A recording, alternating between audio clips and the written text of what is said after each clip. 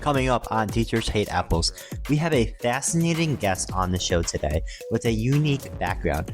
Marylou is not only an IT whiz, but she's also making waves in the mental health field.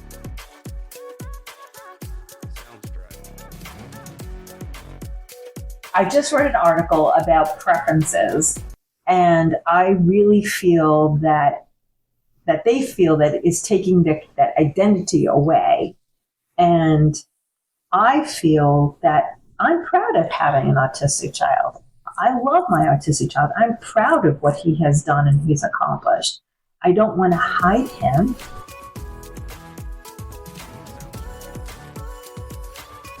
We're joined by Marylou, an IT guru who is transforming the world of mental health in schools. Although she is not a teacher, she's got a lot to share about her experiences, including raising a child on the autism spectrum and leading a Girl Scout troop. I'm so glad you consider me a friend. All right, so the other day you read an article, or today, right? Today you read an article. I read an article. I spent $15 on a book about autism and neurotypical things, I guess. And in the article, it was talking about preferences and that there's lots of different preferences and how some people, saying that you're autistic or I have a child that is on the autism spectrum, how you pronounce it or how you declare it. And they were saying that it depends on the community. Some people want to hide it, and some people are very proud of their community, and they feel by saying that, like, I'm autistic, that you're by not saying that, you're taking that identity away from them and you're taking their community away from them. And I kind of feel that way because I'm proud of my child being on the autism spectrum.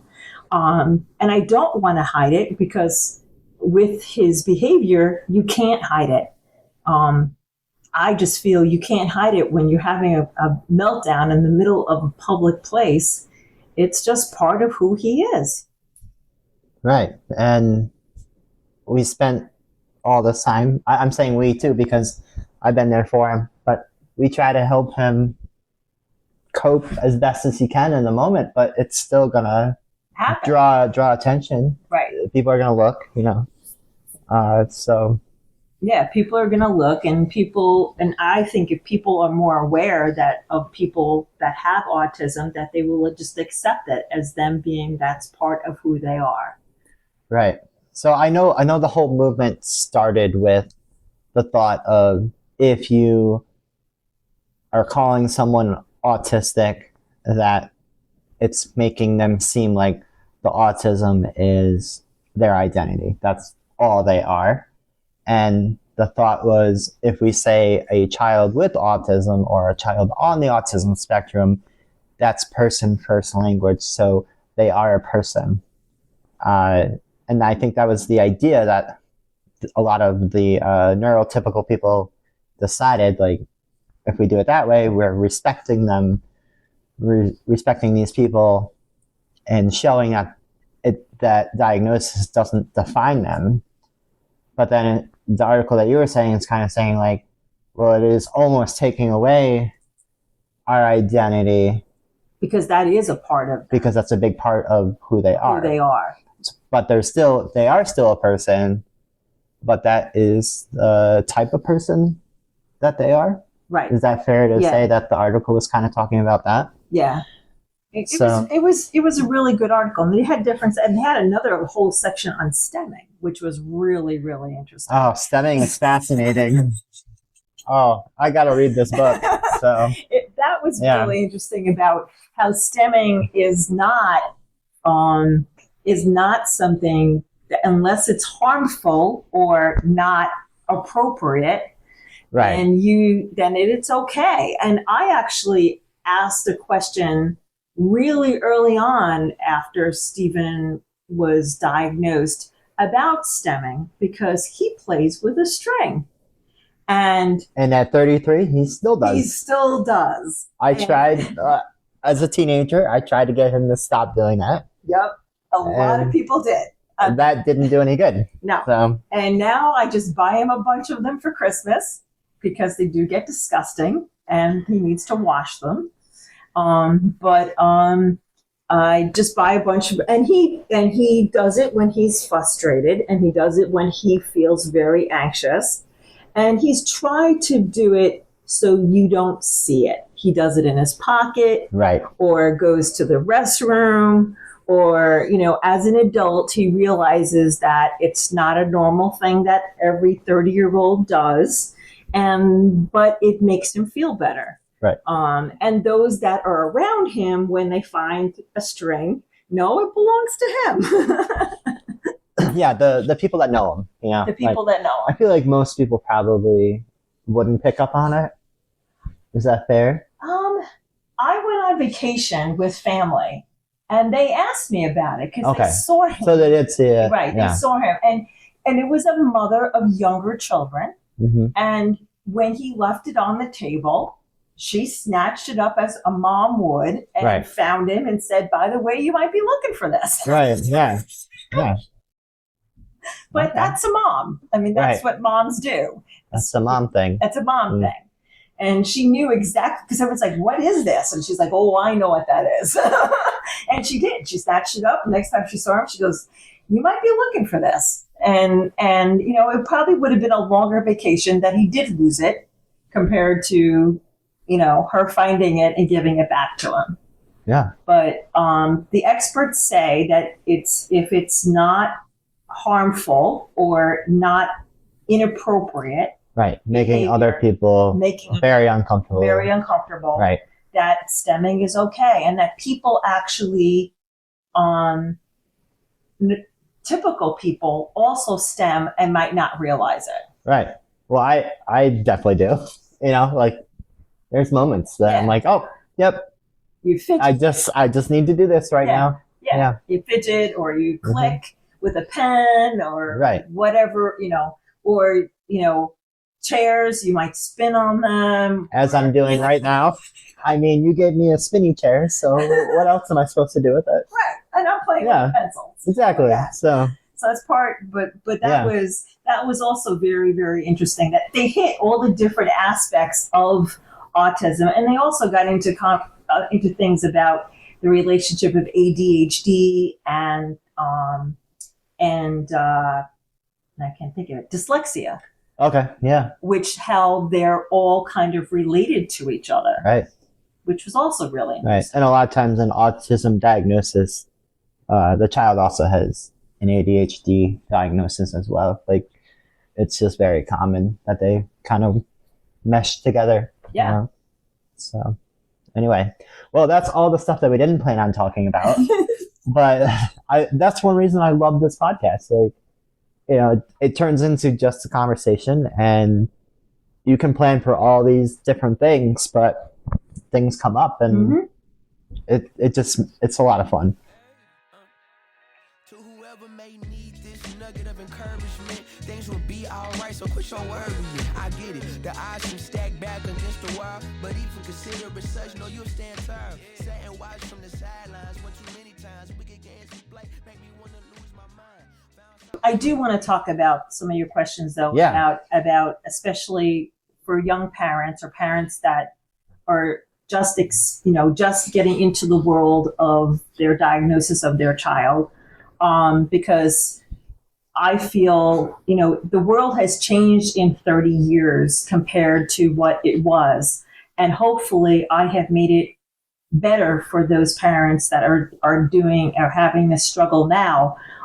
Because 30 years ago, there wasn't a summer camp for kids who had autism. Yeah. And just recently, his brother asked me, or just said, that's why we changed camps every 2 weeks. And the reason is because the camps couldn't tolerate Stephen more than 2 weeks. And I had to work. Mm. So I just moved him because after 2 weeks they could tolerate him, and then we went to another camp. So, And he would have been a great candidate for the camp I work at. Oh yeah, but it wasn't there. It wasn't there. It wasn't a thing. It wasn't a thing. And yeah. and his brother, who has just ADHD, says, "Oh my God, I never even realized that. I always wondered why other kids stayed at the camp all summer." Walk us through the steps that you had to go through to get Steve evaluated and identified. So back then, I knew something was wrong. I knew there was a problem, but I just couldn't put our finger on it. And the medical community, they weren't very forthcoming about what his issue was. And we did have him tested for different things. And the community at one point actually blamed me for being a working mother. I was an IT manager at a very, I was on call all the time. I was definitely the breadwinner of my family, and I had a career. And it was for a major company, and I was in a data center. And yeah, there was times that I had to leave, and it was I worked a lot. But that was our choice. And it didn't make me any less of a mother or my child, having developmental issues, that I didn't try to help him. And at one point, we had him tested, and the testing people said to my husband, "Well, she works too much, and the reason why he is behind is because she doesn't spend enough time coloring with him or doing arts and crafts." And Alex is smirking because he knows me. He comes over here and I'm filling glue bottles in the middle of the afternoon. Yeah, arts and crafts is your middle name, so yeah. Or I've got some kind of creation on my dining room table, or boo-boo bunnies, or something going on all the time. And he looked at the lady and goes, "You're nuts. You don't know my wife. You're judging her because she's a working parent, and you're wrong." She offers it to him, and he goes, "I don't like the feeling of the glue. I don't want to get messy." Right. And she respects him and doesn't force him to do it. She could force him, but she doesn't want to do that. Right. So if he doesn't want to put his hands in the paint, she says, "Okay, you don't have to. Do you want to wear gloves?" And he says, "No, I'd rather watch you." Okay. And that's what she does. And so there was signs of it, but he really didn't get diagnosed till he was about 8 years old, which is actually very late in the game. And it was when he went to public school, we had a lot of problems. He fell back a year in our school district. And he was being ignored in the school because he was playing with his shoelaces. And as we were talking before about stemming, Yep. laces are Stephen's thing. So he was being ignored. He wasn't learning to read. I was spending my spare time teaching him how to read, teaching him sight words, spending all my spare time actually teaching him where he should have been learning in a public school, and he wasn't. So I made the choice to put him into a Montessori school and pay for it, and was eating peanut butter and jelly, by the way, because we really couldn't afford it. But the public school was ignoring him. So the private school actually helped us get him tested by having a psychiatrist that had their kids in the school. And she's the one who said, yes, he has autism. Okay. Yeah. And that's how we got him help. And then the private school helped us go to the public school and get him assistance. So back then, which again, laws have been changed, now in New York State, if you go to private school, the public school has to give you those services in your school. Back then, they just had to provide them. They didn't have to ship you that. So he would actually go to the public school on a bus, and then miss part of his day at private school and then get bused back. So that was the only way we could get him services. So I kind of fought with the school district and tried to make his services at the end of the day so he could just then take the public school bus home, and he would get picked up from the private school. Their school ended earlier so that he wasn't missing as much.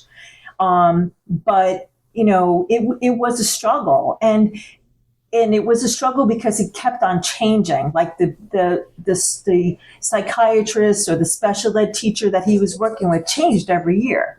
So until we got somebody that actually stuck with him, which was 3 years, it really helped. She helped transition because I really felt in that he needed to be with a lot more children than a private school was providing at that point. So a lot of parents do private school at the second half, meaning middle school and high school with their children. I did it the opposite. So Stephen actually had a really good fundamental education background. He wasn't behind at all being in private school when he went to middle school and high school. He just had the social problems that a autistic child would have, right? In middle school or high school. But he also wasn't one of a class of 5. He was one of a class of 400. Yeah, it was a big school. It was a big school. Big class. So speaking of the devil, here he is. Hi, Steve. Yeah, actually, recording or Yes, we are. You are on air.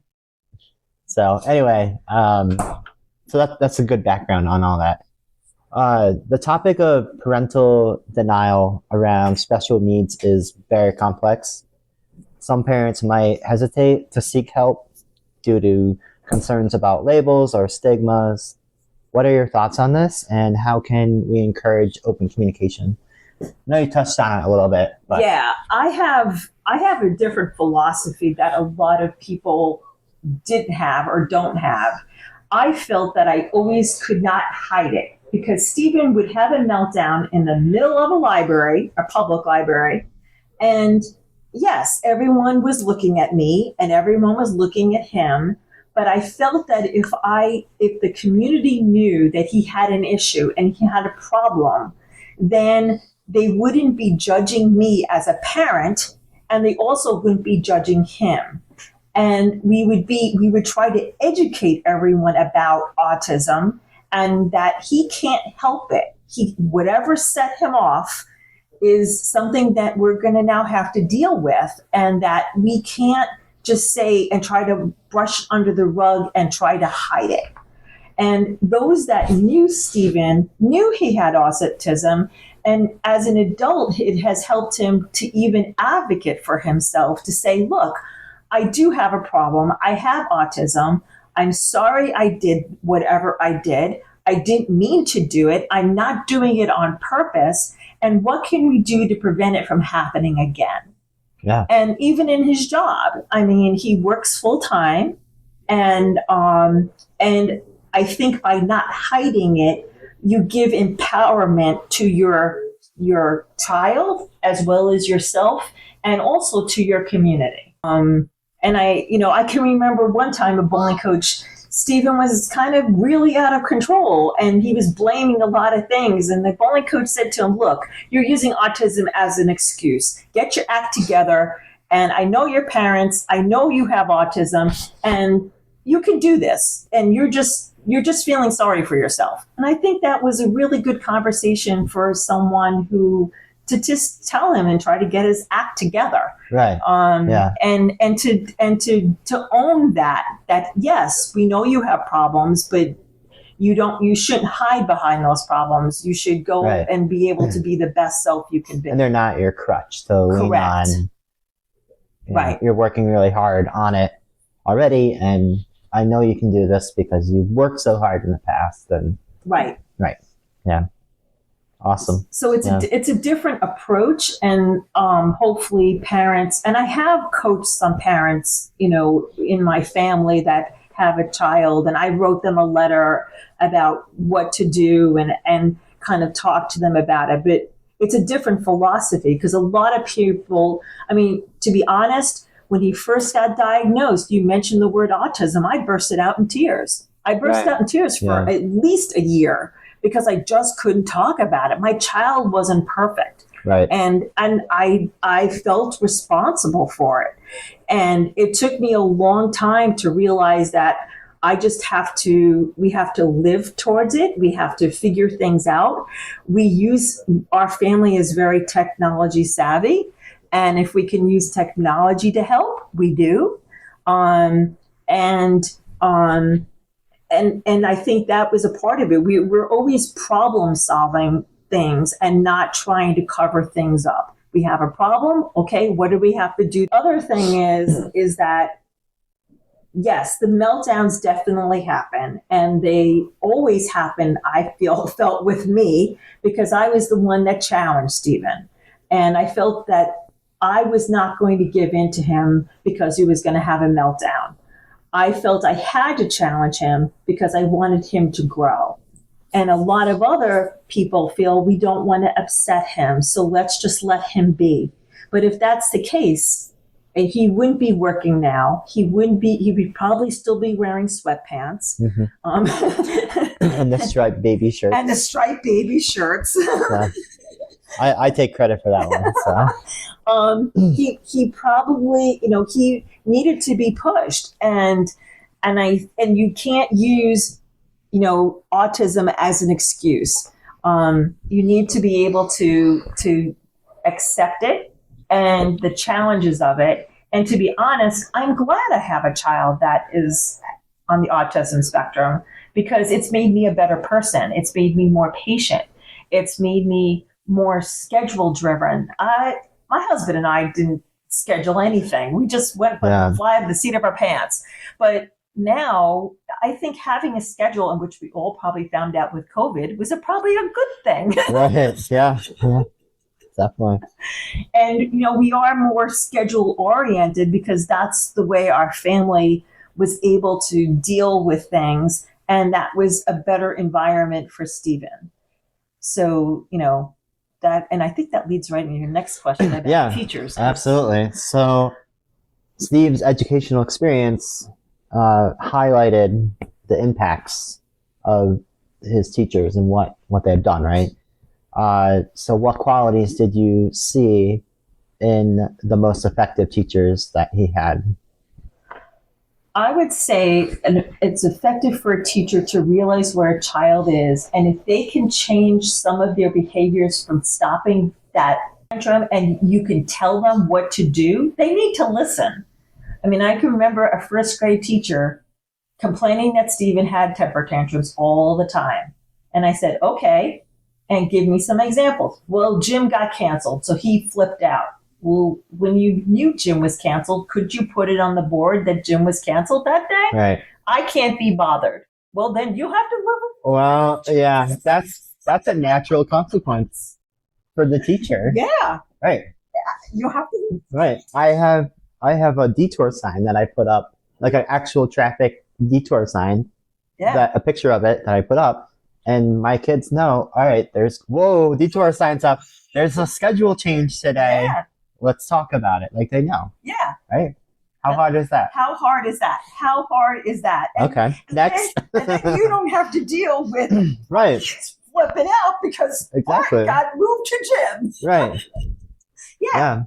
It's, and then when Stephen got older, the thing is, I think, and I hopefully have changed this in our school, and I think I did because people have told me, is they felt that if a child in high school, and people are not, I think people on the autism spectrum are not flat.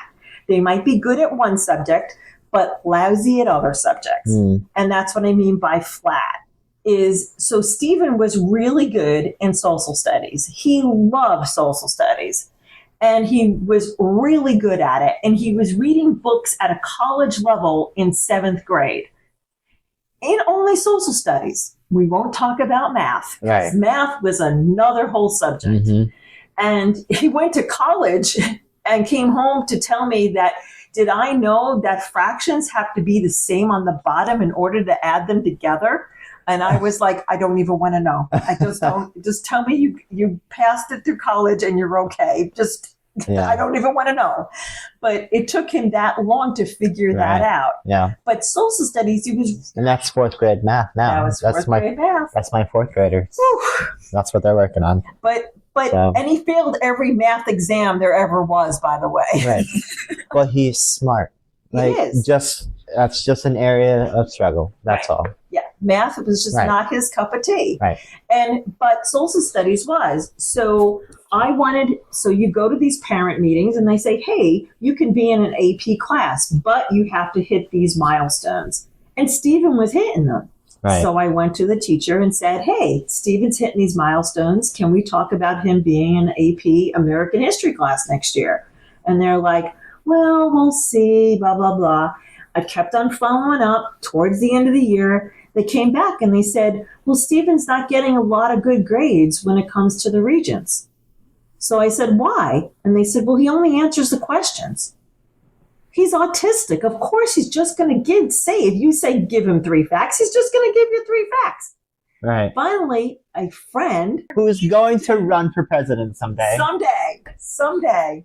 Hopefully soon. And he's working in Washington, D.C., and he went ahead and we were carpooling, and I said, hey, how do you get a really good grade on the Regents? And he goes, you just put all the facts down. And Stephen goes, but they only ask him for 3. He goes, no. You need to put them all down.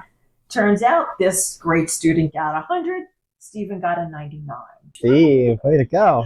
And then that student told him, hey, you better go ask for the summer reading book, which Stephen had already read, by the way. Yeah, of course he did. And he was accepted into the class. So then the special ed teacher, which you can sympathize with, has children in their special ed class in high school can barely pass social studies, and they have to pass it to get a diploma, since it's American history. They said, okay, what do I do with him? I said, just let him be. Yeah. Let him be. He's going to do his social studies homework. He has no problem. Just let him sit there and finish it. And the teacher actually found out that it was a blessing to have him in class, because when the other students felt that one of their peers, that they couldn't do it, he would turn to Stephen and Stephen would rattle off the answer. Yeah. So then he's like, I wish I had a student in AP in all of my special ed classes, because I want to show them that they can do it. Right. And that if they apply themselves, they can definitely do it, because here's one of their peers who can actually do it. And I heard from another parent that they now allow to have kids in special ed in AP classes. There you go. So obviously you made a big impact in Steve's life, right? And you've also made a pretty big impact in Girl Scouts. And I know you and I have often had conversations about how your work with Girl Scouts has a lot of similarities to teaching. Can you expand on that for us? Sure. And you said to me a lot of times that I probably would have been a teacher in another lifetime. Exactly. Right? You have the skills. I have the skills. I just chose the information technology field. It was new and bright when I started. And it was something that I felt that I wanted to get into. But I love working with kids. I love putting program together. The one thing that is different, at Girl Scouts, like Boy Scouts, they have requirements that you have to hit for certain badges and so forth. I probably can do things that teachers can't do, I can make it a little bit more exciting. Like, for example, if we have to learn technology words, which we have to learn, if we're doing something about flight, we have to learn about lift. And what it means and so forth. They give you a list of words that the girls need to learn.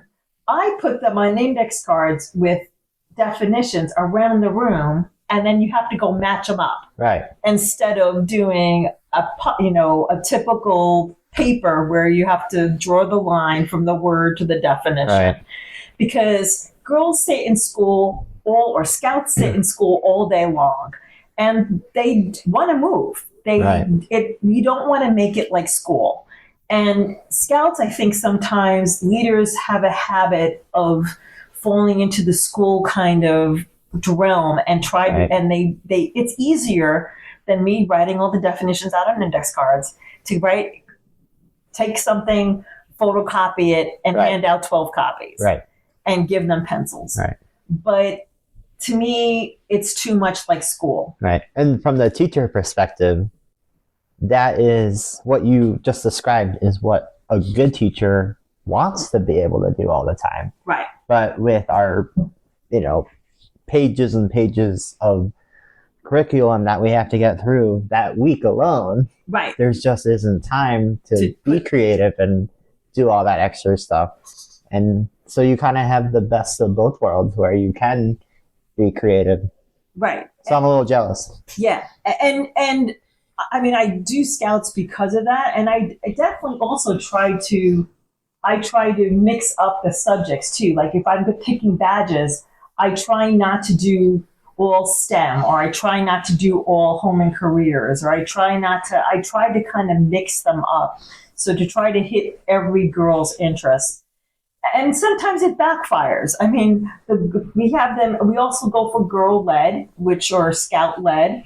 And one time we had the girls pick a badge, and they picked a writing badge.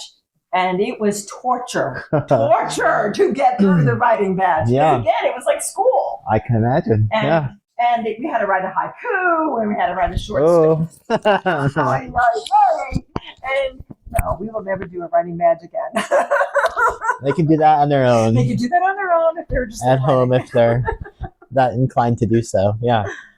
So recently, the last few years, you kind of shifted your career while still staying in IT. You kind of shifted to a organization that focuses on mental health. Can you tell our listeners a little bit more about your organization's mission and the specific ways that you've been impacting local schools and colleges too? Sure. So I was really fortunate after the pandemic. I wanted to get out of IT. I had enough of the stress, and I jumped around. I actually was a student teacher for a while in the Albany School District. Yeah. Or not student teacher, a substitute. Sub, yeah. Yep. I was a sub for 6th grade. And that could be a whole other episode. So I did that for a while. I worked in a print shop. I worked as a contact tracer. And then I was able to find this opportunity working for the Mental Health Association of New York State. And what their mission is they do education to help with the stigma of mental health. And they also have policies. They put policies through New York State in order to help mental health. And in 2019, they were successful in getting mental health education from K to 12th grade in our public schools in New York State. So we then came up with a training center for education for teachers and administrators to implement that mental health education in the schools from K to 12. It is funded by New York State Mental Health Department. Our contract got renewed. We got more grant money, and we're in that cycle now. We do provide, and you're going to post the site. Yeah, I'll post the website link on the description. We do provide. I got hired because they shifted to Zoom classes or Zoom during the pandemic. And now we do both. We do in-person as well as electronic or online classes or talks. Once a month, we do a family education on different topics, which I have learned a lot from. I do attend them all because I sit there and make sure everybody can hear and see, and the presenters don't have any issues. I've learned a lot of things from it.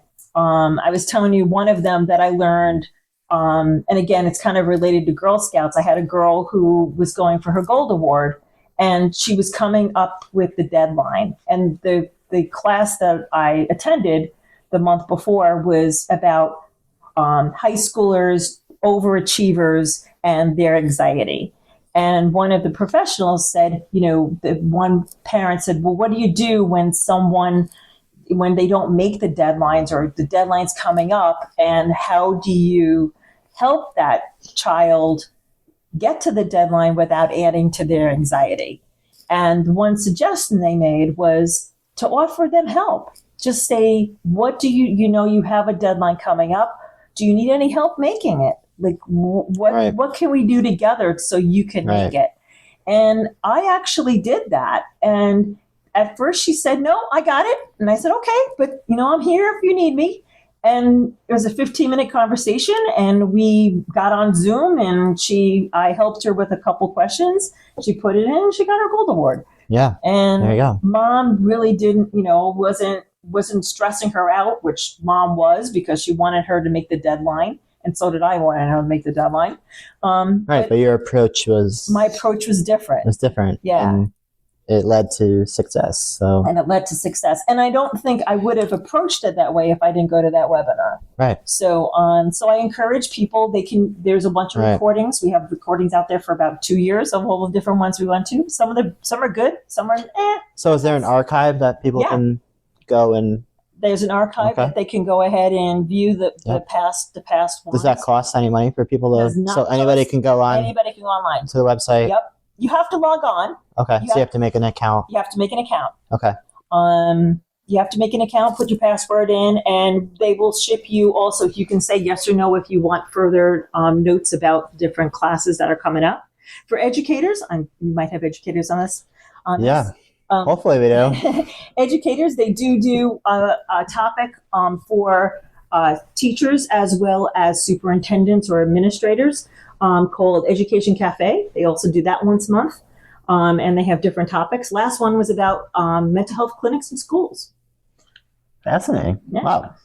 So if you are interested in that, you can go to mentalhealthednys.org. Right. And another easier way to get to it is our parent organization, which is for adults as well, is Mahanys, MHANYS.org. Go to the bottom, see the school, click on it. Yep. There you go. That's another way to do it. So you can tell an IT person. Right. Yeah. Scroll all the way down. Scroll all the way down. It's in the center, on the bottom. So, all right. And I just wanted you to touch a little bit on the colleges. Yeah, so Mahaney's, it takes a really long time to get policy through and to change policy, but something that we're working on that I feel really strongly about is trying the same way that we have been able to get education, mental health education from kindergarten to 12th grade. We are now trying to do it for higher ed, which is the colleges in New York State. We're going after the SUNYs first, because they're state funded. Right. But if we can do that, then maybe we can get the private schools to come along as well. Mental health in the college community is a huge problem, and suicide has been a huge problem for many, many, many years. And a lot of colleges, and there's all kinds of articles, and I actually think it might have been Harvard or one of the top colleges actually recently had a lawsuit about mental health and what they have been doing, the colleges have been doing or not doing for mental health. And basically what they do is if you have a mental health crisis during your school year, they basically pack up your bags and send you home. Really? Wow. You come out of the hospital and they don't want anything to do with you. I did not know that. And they send you a train ticket or an airplane ticket and they send you home. And I had it happen to my own family and a friend of my son's, and that's what happened to her. And I watched it happen. And then I got the job with Mahaney's, and I read a white paper that our policy person put through. And I was like, oh my God, this is happening not only to my family, but to a lot of other people's families. Wow. And they're just not addressing it. The colleges are not addressing it. And it has been on the news a little bit. If you take a look about the college sports folks, the athletes, that they can't take the pressure, and a lot of them are committing suicide because they can't take the pressure of college and the sports, and the parents have no clue that this is happening. They think their child is doing okay, and it turns out that they're not.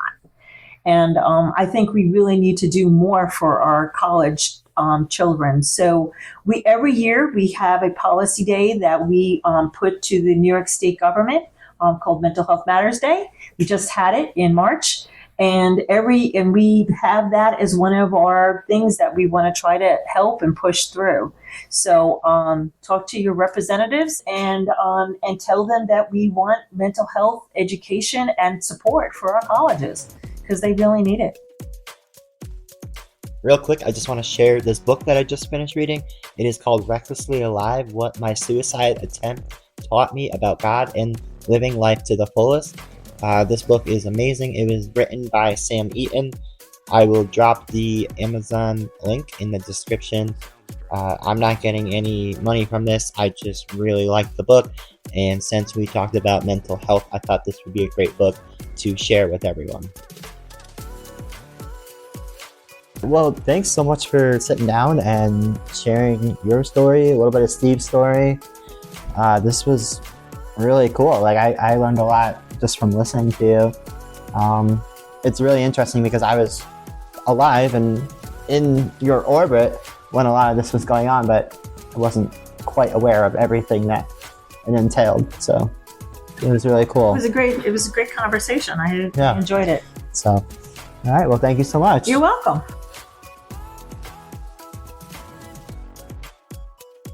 A huge thank you goes out to our guest Marylou for joining us and sharing her incredible story. Marylou spoke so openly about the challenges of raising her son Steven with autism and her inspiring leadership in both the Girl Scouts and the Mental Health Association of New York State. Clearly, she is a passionate advocate and a true champion for kids and young adults who need that extra support. April is National Autism Acceptance Month. We all have a role to play in creating a more inclusive and supportive environment for children and adults with autism and other learning differences. Please keep this in mind this month, but more importantly, every single day.